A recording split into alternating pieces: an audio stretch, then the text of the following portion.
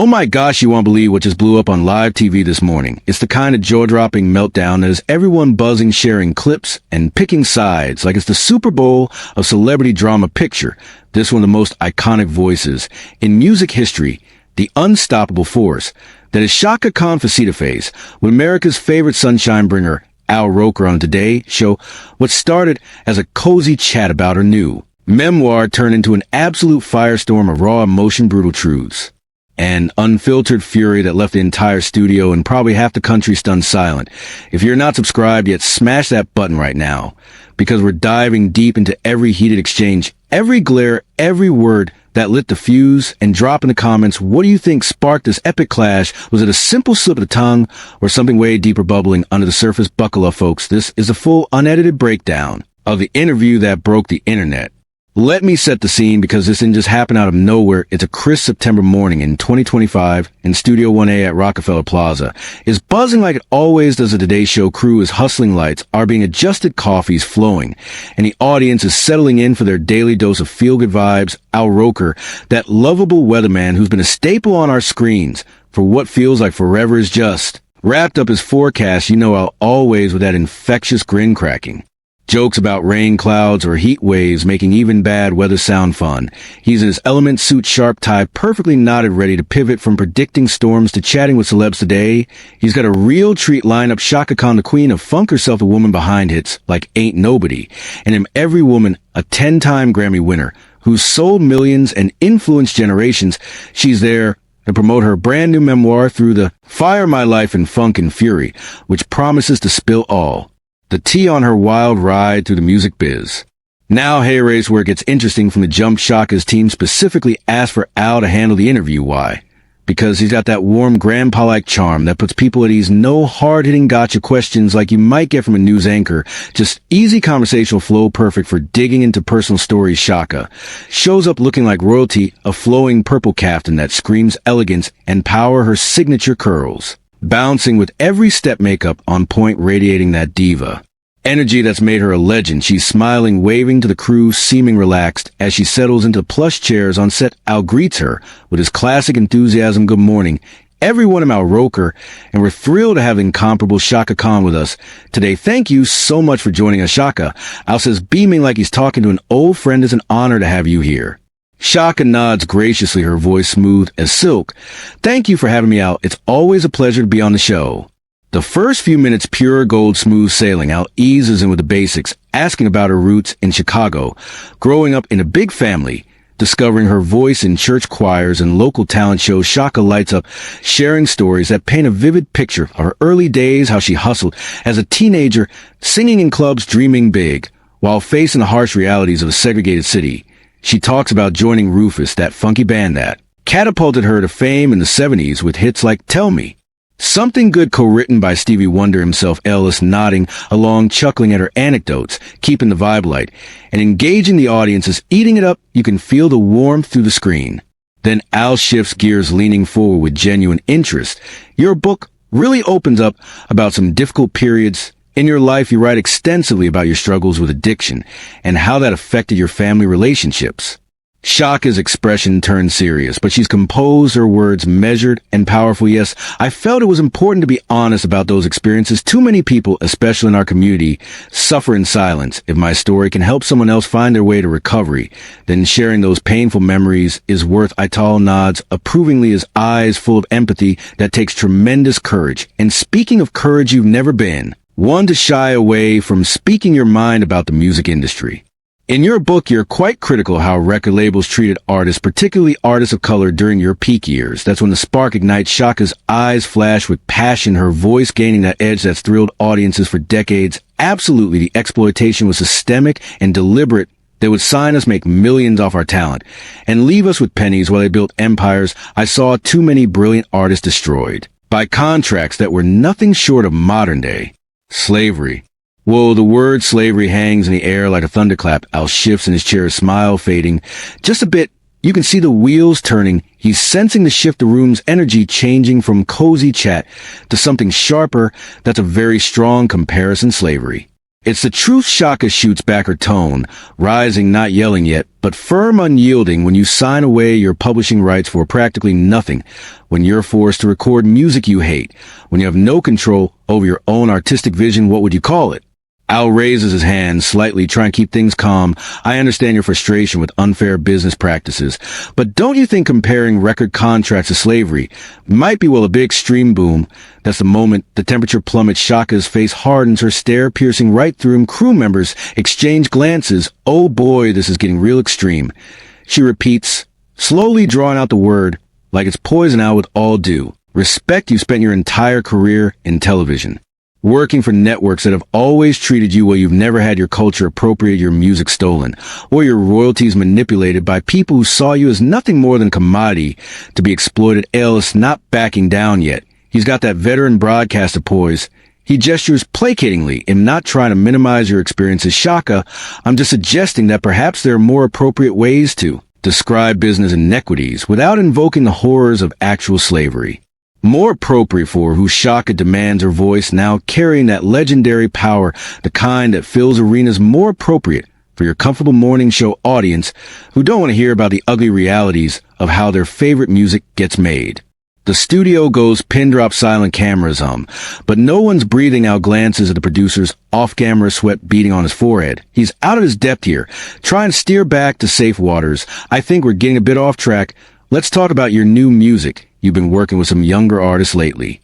Don't you dare try to change the subject. Chaka interrupts, her finger pointing straight at him, fire in her eyes. You opened this door.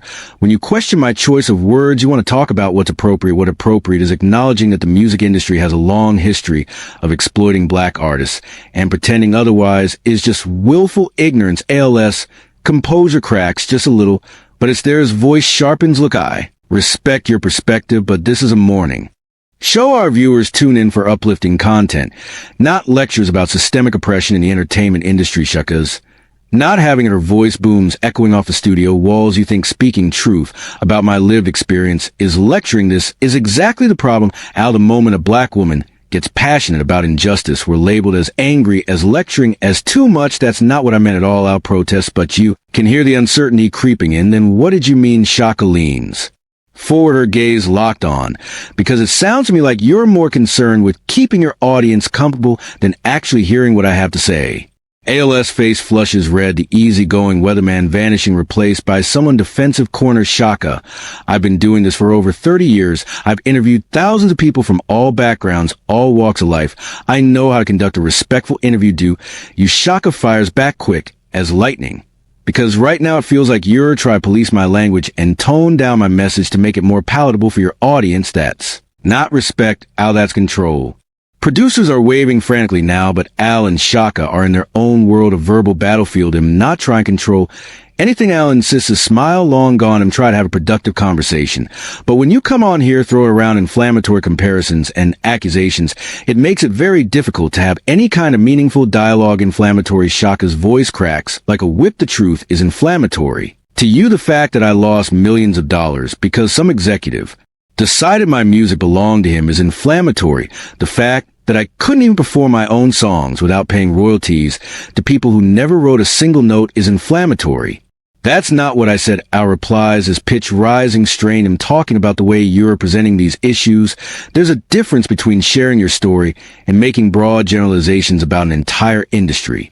Chaka laughs, but it's bitter, humorless, broad generalizations. Al, do you know how many of my peers from the 70s and 80s are living in poverty? Right now, do you know how many died broke, while the labels that made fortunes off their talent are still raking in millions? This isn't a generalization. This is a pattern.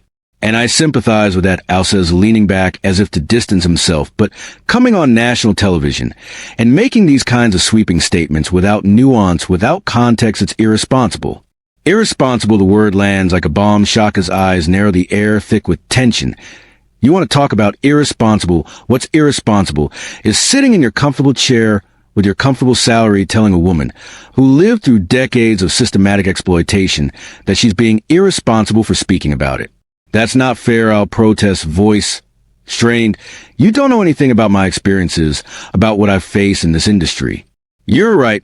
I don't. Chaka concedes, but her tone's still sharp. But I do know that you've never had a record executive tell you that your natural hair wasn't marketable. I know you've never had to watch someone else get rich off a song you poured your soul into. And I know you've never been told to smile more, be more grateful, be less angry about injustice. ALS jaw tightens, his own fire rising, you think, because I'm successful now, I haven't faced discrimination. You think I haven't had to fight for respect in this industry. I've been a target of racist attacks, death, threats, harassment. Don't lecture me about struggle. Then you should understand better than anyone why it's important to speak truth to power. Chaka fires back. Instead, here, you are doing their work for them by trying to silence me. I'm not trying to silence anyone. Al matches her intensity. But there's a time and a place for everything. And a morning show interview about your memoir might not be the appropriate venue for a political manifesto. Political manifesto. Chaka's voice hits a new high. Incredulous. Talking about my own life experiences is now a political manifesto. This is exactly what I'm talking about. Al, the moment we start telling uncomfortable truths, suddenly we're being political, we're being inappropriate, we're being too much. The tension's palpable, cameras rolling, producers panicking, audience frozen. Al runs a hand over his face, frustrated. Look, I came into this interview wanting to celebrate your incredible career, your new book, your contributions to music. Instead, we're having an argument about industry politics that our viewers didn't sign up for. Our viewers, Chaka repeats, disdain. Dripping, you mean your viewers, the ones you're so desperate to protect from hearing about real issues that affect real people. God forbid they have to think about something more challenging than the weather forecast over their morning coffee. ALS face turns purple, anger boiling over. That's completely unfair. And you know that the Today Show covers serious issues all the time. We've done countless segments on social justice and equality, systemic problems in various industries. Safe segments, Chaka counter, sanitized segments where you control the narrative and make sure nothing gets too uncomfortable for your audience. But when someone like me sits here and tells the raw, unfiltered truth about what it's really like, suddenly it's inappropriate. The raw truth, Al echoes, composure. Shattered. You want raw truth. The raw truth is that you came here to promote a book, and instead you've turned this into a personal attack on me. In this show, you made assumptions about my character, my integrity, and my understanding of discrimination. Chaka stands abruptly, chair rolling back. With a thud, her hands tremble. As she yanks off her mic, "You're damn right, I'm angry, Al. I'm angry that after 50 years in this business, I still have to justify my right to speak about my own experiences. I'm angry that even now, even with all my success, I'm being told to tone it down, calm down, be more reasonable." Al stands too towering, but somehow smaller in her presence. Nobody is telling you to calm down, but you can't have a civil conversation without turning everything into a confrontation. Then maybe television interviews aren't the right platform for you. Silence, deafening. Chaka stares, chest heaving. Television interviews aren't the right platform for me, she repeats, voice low and dangerous. Let me tell you something, AlRoker. I've been doing television interviews since before you even knew what a weather map was. I've sat across from everyone from Johnny Carson to Oprah Winfrey, and not one of them ever had the audacity to tell me what platform was right for me. Realizes he's crossed a line, but pride holds him. That's not what I meant, and you know it, him. Talking about having a productive conversation versus creating controversy for the sake of controversy. For the sake of controversy, Chaka erupts. You think I'm here creating controversy for fun. You think I enjoy having to defend my right to speak about my own life. This isn't entertainment for me, Al. This is my reality. This is decades of pain and frustration that you just dismissed as inappropriate for your precious morning show. Producers signal to cut, but the cameras keep going. This is too good, too raw. ALS voice wavers. I never dismiss your pain. I'm trying to understand why everything has to turn into a battle. Why can't we just have a normal interview about your book, your music, your achievements? Because my achievements don't exist in a vacuum. Chaka, if you enjoyed this video, don't forget to subscribe, like, and leave a comment.